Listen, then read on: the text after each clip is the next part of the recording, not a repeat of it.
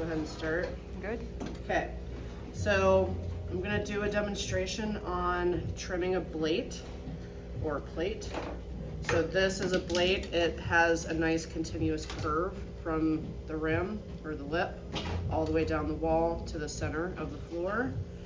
I'm going to hold this upside down in my hand and use a polymer rib to scrape off all of that excess. I don't want or need that there, so it doesn't play around with me centering my plate. So I'm gonna flip that upside down after I inspect that plate. So I need to use my fingertips on the inside of that floor where I think the wall is parallel to that corner where the outside of my foot is right now, so that I have a good idea of thickness. So I want to inspect that thickness perception, as well as inspect the outside of my wall and get an estimate of how much clay I'm going to remove. So as you can tell, if I flip this up or right side up, you can see where I have a hump on the bottom half of that wall. So from this line, I'm gonna trim there down to follow that angle of what I want the wall to be. Does that make sense? Okay, so I'm gonna flip this over carefully. This is leather hard. Obviously, because of that thickness on the foot and the floor, especially in that corner, it's thicker. So as I start to remove clay, that clay is going to start to feel a little softer. So I need to be careful with my trimming tools as I'm trimming. So I'm going to eyeball this into the center on my bat, and I have a thick coil of fresh clay, the same clay as my plate. I'm just going to roll it and pinch it until I have a nice thick coil, about 1 inch in diameter. And I'm going to set that aside for one moment. It does help if you get a damp sponge and just very gently dampen your bat so that everything can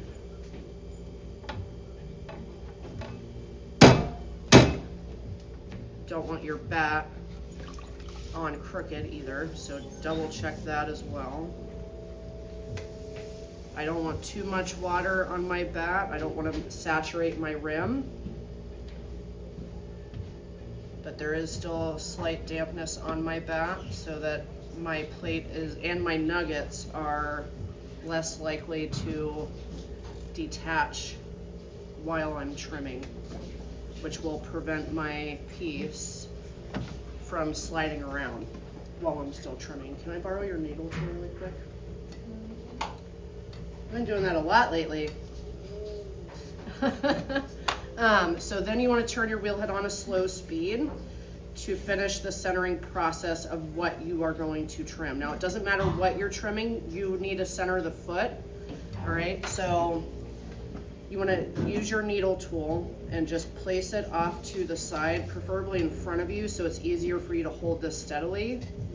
But you want to bring it close to your piece and just enough to inscribe a line. Now, if there is any gap between that line and your piece, so from here over, there's no line. The line is just on this side. That's where I know my piece is off center. So I want to put my hands where that line is, and I want to gently scoot my piece the opposite direction. Turn the wheel head back on, and with the needle tool, do the same thing over. And again, I'm bringing it up to the outside of the foot, not the wall or the rim, to make sure that I'm centering the foot.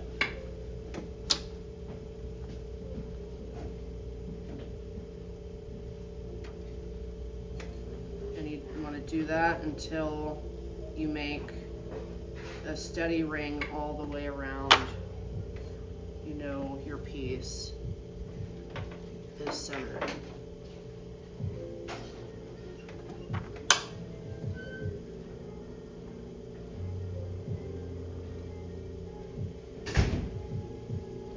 So once you have that ring, you're ready to use your fresh clay to make some nuggets. Now when I do plates, or the wider my piece is, the bigger and wider or longer my nuggets are, to make sure it doesn't detach while I'm trimming. Now what I do is I'll place my non-dominant hand on top of the base or the floor or the foot, and with my dominant hand and that nugget, I'll use my thumb to push the nugget down onto the bat.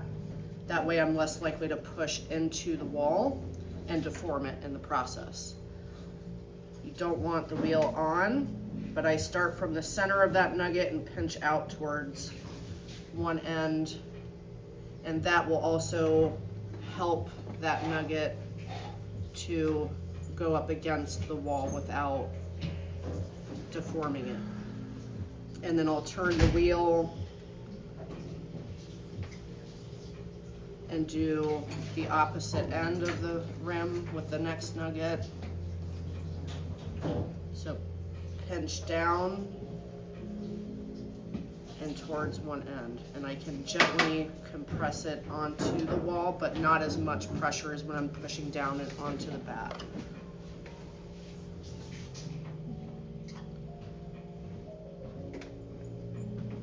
And the reason why I have my hand on top of the foot is because that way I'm less likely to push over and push the piece off center in the process while I'm trying to anchor it down to the wheel with those nuggets.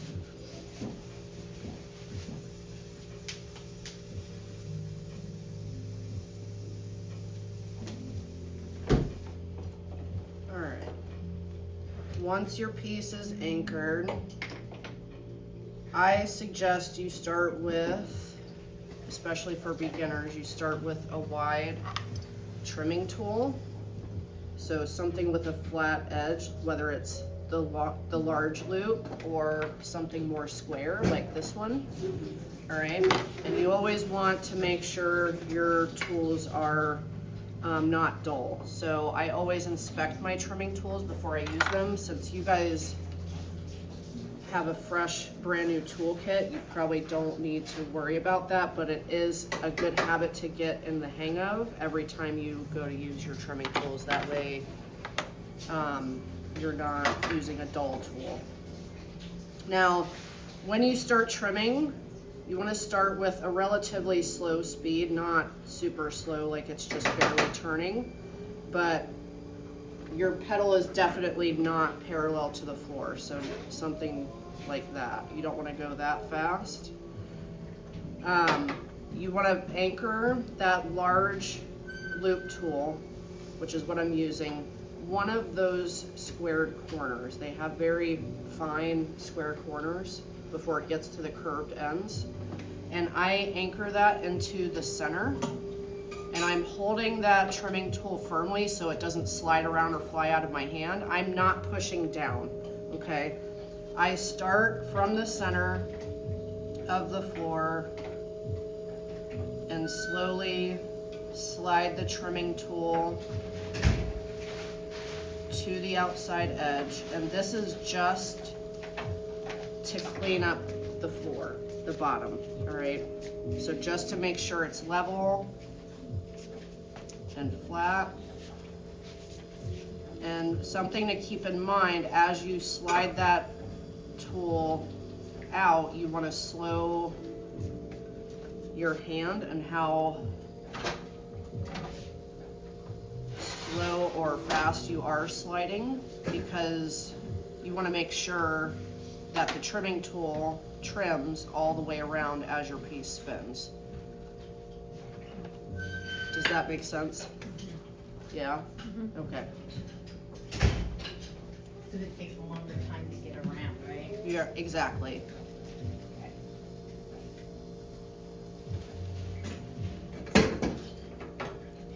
If you slow down too much, especially like right at that midway point right here, if you slow down too much, you'll end up taking off more clay from here over and end up with a hump in the I center. think that's, yeah. Okay.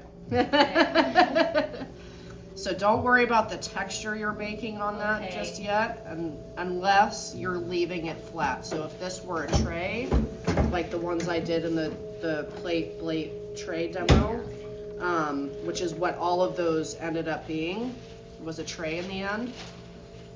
This was the extent of that trimming job, was just making sure it was flat and even and level.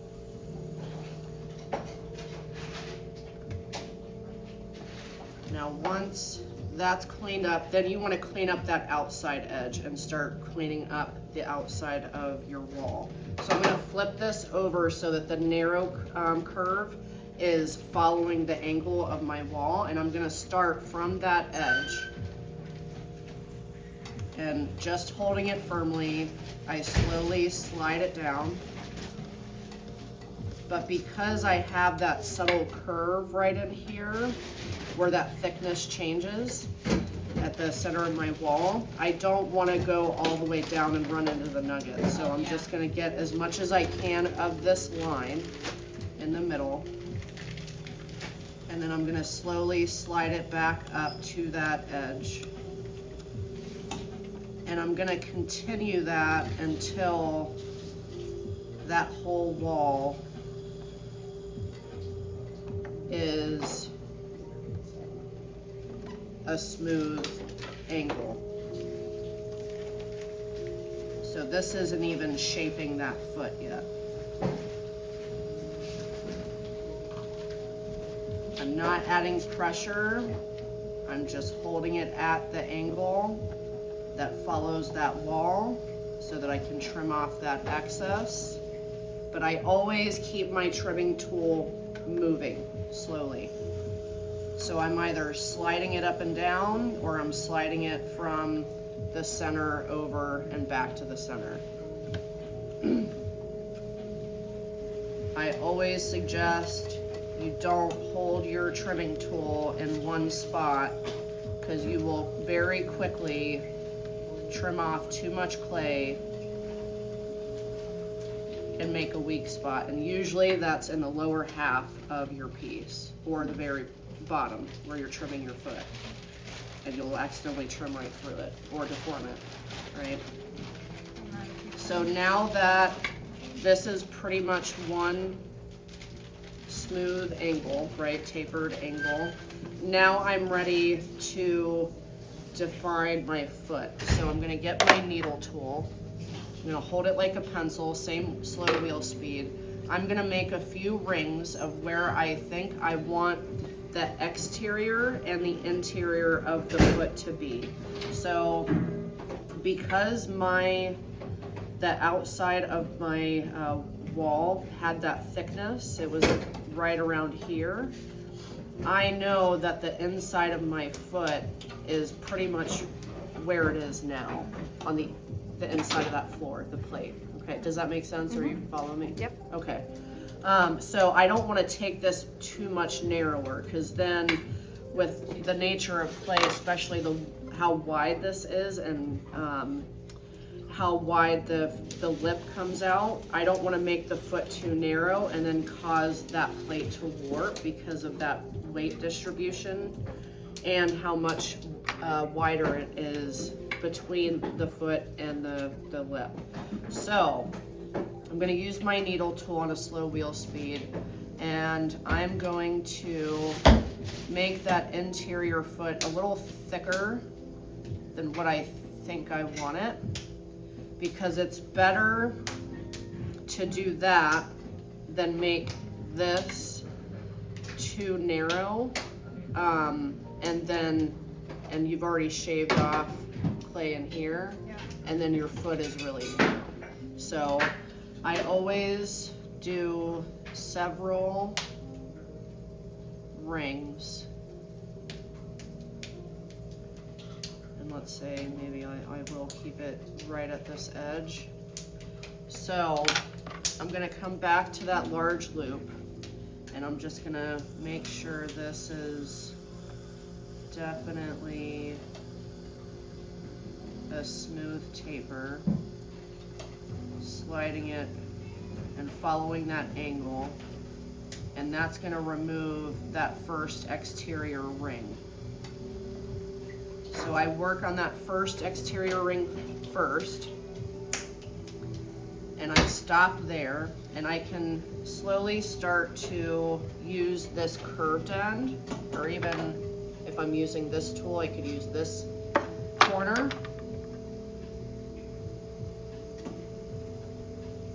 Where that thickness was that I trimmed off, because that was where my outside hand was to bring up my wall. So that's a good physical and visual indicator of where the inside of my floor was starting to approach the wall. So I can start to refine that on the outside and gently use that curve to veer in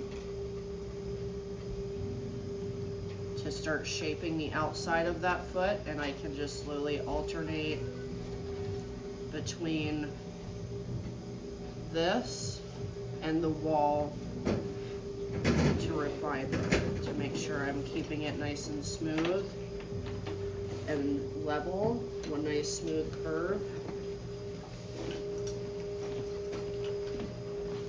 So I'm gently and slowly doing this by changing the angle so that I follow that subtle curve that I made on the inside of that plate. I'm now forming it right now on the outside of that wall. Does that make sense? Mm-hmm. Okay. It's okay if you talk, Sue. Yeah. I know, I'm like, yes, no. All right, so now I'm gonna start on the inside of the foot. So again, I'm gonna start from the center. And this time I'm gonna go back to that narrow end of the large loop. When I was leveling it, I was holding it like this. But now I'm gonna flip that over, and from the center, just holding it firmly and sliding it slow. I'm gonna bring it up to that first ring, the interior ring.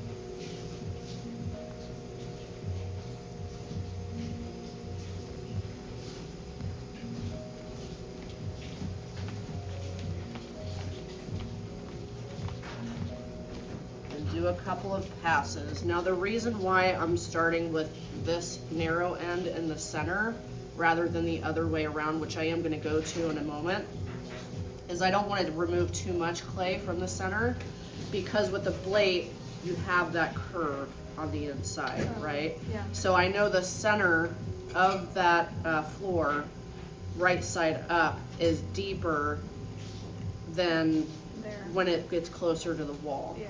So I don't want to end up removing too much clay from the center of that foot. So that's why you use the smaller piece in the center first, Yeah, and this, the smaller side. where the flat end meets the large loop, that is the part of the tool that's trimming the clay. So I am very gently holding it at a very subtle angle like this, so that this end isn't removing much. And it's starting to form that curve and follow that curve that's on the face of the plate. So now I'm going to flip this over and use the narrow end. I'm still gonna start from the center.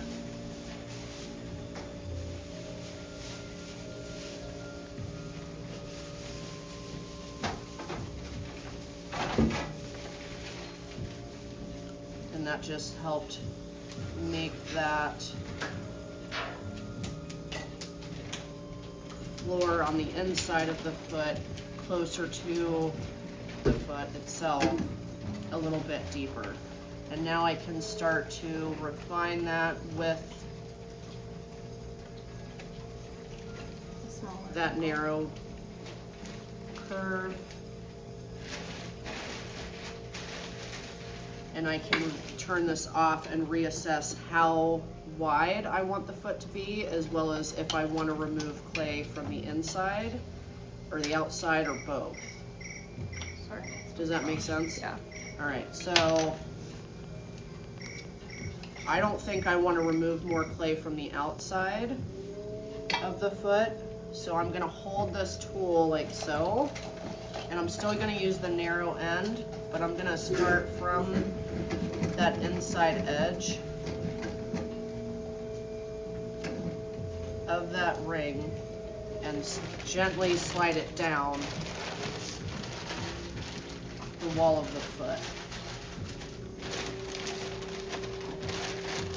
Bring it back up to the surface of it. It's gonna cut that ring off. And I can change the angle of my tool again, go back to the center, slowly slide it to the inside of that foot, and it'll level that off. And I still have that subtle curve.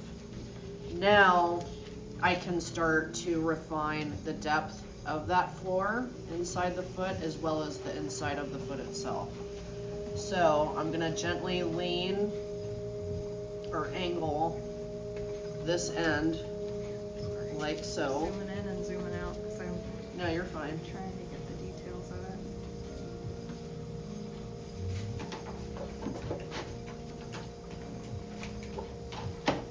And now I've got a good depth. So I'm gonna refine the inside of that foot by changing the angle and just bringing it up to the surface of the wall of the foot. And use the shape of the trimming tool to define the curve of the foot that I want. So if I want it to be a subtle curve, I can use the curve of the trimming tool to make that defined shape. But if I want it to be beveled, then I would use the flat. Now I'm gonna refine the foot itself, get rid of that third needle tool line that I I was just etched gonna say, earlier. what happened with that? What's that? So that third needle tool line that you had, did you, I just trimmed didn't it off. use it? You just trimmed it off? Yeah. Okay. And then I can come out to the outside and refine the outside of the foot. Clean up the wall a little bit if I feel the need or desire to. Now, it's gonna depend on your personal preference as you do this, but I like my foot to either mimic the curve or the shape of the piece, but I definitely like them to mirror each other. So the outside of the foot with the inside of the foot. So if I do a curve on the inside, I want to do that on the outside, but that's total personal preference. And you can finesse that as much as you'd like, but again, I'm not holding any pressure. I'm just bringing that tool up to the surface and letting it gently remove a thin layer of clay so I don't remove too much. And then once you're done shaping all of that, I suggest you use a wood or polymer rib to gently compress your foot, make sure it's level, and it'll also smooth it out, as well as the floor of your foot and your base. So just, again, bringing it up to the surface, sliding it, as well as your wall, because a lot of times your trimming tools will make a texture you probably don't want to leave there, and this will only just add a little bit more compression and minimize any chances of your piece warping or cracking while it's drying and firing. Now once you've finessed that to your heart's desire. Turn it off. Remove your nuggets, if they'll let you.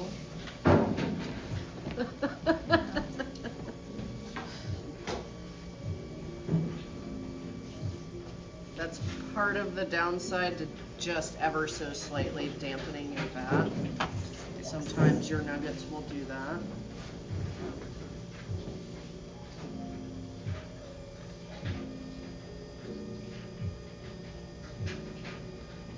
And then go back to your rib and compress the bottom half of that wall on a slow wheel speed so your piece doesn't fly away on you.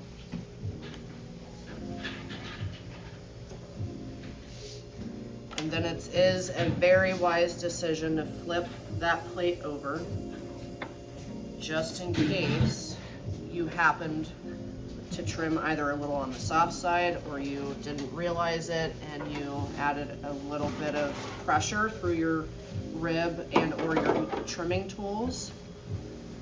Turn your wheel head back on a slow speed. Use that polymer rib or wooden rib in the center of your floor.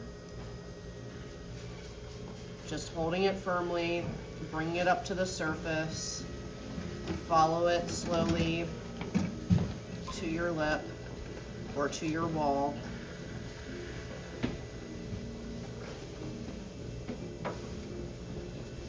It'll add a little bit more compression, a little bit more smoothness, and reduce, again, any chances of warping or cracking while your piece is drying and getting fired. Ta-da!